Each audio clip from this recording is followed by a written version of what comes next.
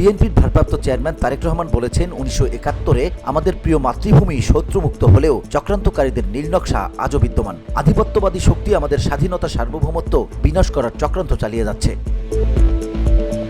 ওই অপশক্তির এদেশীয় দোসররা নানাবিধ চক্রান্ত জাল রচনা করে আমাদের বহু ত্যাগের বিনিময়ে অর্জিত স্বাধীনতা বিপন্ন করে চলেছে। এরা 16 বছর ধরে প্রহসনের একতরফা নির্বাচন করে জনমতকে তাচ্ছিল্য করেছে। এদেশের মানুষের নাগরিক স্বাধীনতা অদৃশ্য করে মানুষকে করেছে অধিকার হারা। এদেশে বহুদলীয় গণতন্ত্র নিরুদ্দেশ করা হয়। গণতন্ত্রহীন দেশে নিরঙ্কুশ ক্ষমতার দাপটে সর্বত্র হতাশা, ভয় আর নৈরাজ্যের অন্ধকার নেমে আসে।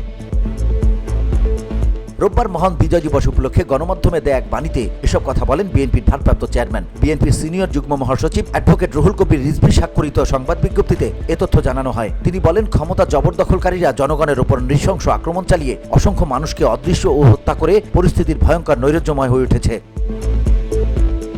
তারেক রহমান বলেন, মহান বিজয় দিবস উপলক্ষে আমি শুভেচ্ছা জানাই দেশবাসী সহ প্রবাসী বাংলাদেশিদের। সুখ, শান্তি, সমৃদ্ধি ও কল্যাণের ভরে উঠুক তাদের জীবন। আজকের এই দিনে আমি গভীর শ্রদ্ধা ভরে স্মরণ করছি সেসব নির্ভীক বীর শহীদদের কথা, যাদের আত্মত্যাগের বিনিময়ে আমরা স্বাধীন মাতৃভূমি পেয়েছি। আমি স্বাধীনতা যুদ্ধের বীর শহীদদের আত্মার মাগফিরাত কামনা করি। পরাধীনতার হাত থেকে দেশের বিজয় অর্জনে যেসব মা বোন সর্বোচ্চ ত্যাগ স্বীকার করেছেন, আমি জানাই তাদের সশ্রদ্ধ সালাম। তিনি বলেন, 1971 সালের 26 মার্চ স্বাধীনতার ঘোষক প্রেসিডেন্ট জিয়াউর রহমানের ডাকে শুরু হওয়া স্বাধীনতা যুদ্ধ ওই বছর 16 ডিসেম্বর বিজয় অর্জিত হয় পাক হানাদার বাহিনীকে পরাজিত করার মাধ্যমে।